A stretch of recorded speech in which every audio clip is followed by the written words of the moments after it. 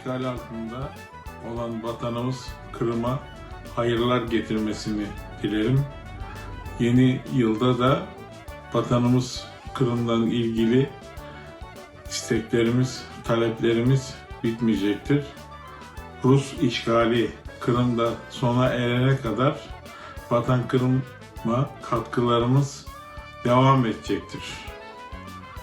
Biz İstanbul Kırım Türkleri Derneği olarak Kırım'ın işgalinden sonra Vatan Kırım için sosyal medyada ve İstanbul'daki konsolosluklar vasıtasıyla Kırım'daki Rus işgalini duyurmaya çalıştık.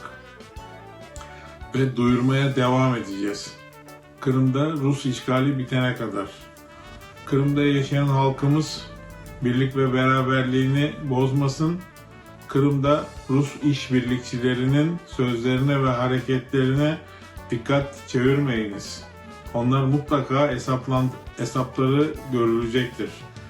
Ben Kırım'da yaşayan halkımıza dilek ve temennim birlik ve beraberlik içinde yeni yıla güçlü ve kuvvetli olarak sağlık içinde girmenizi Yüce Yaradan'dan diliyorum.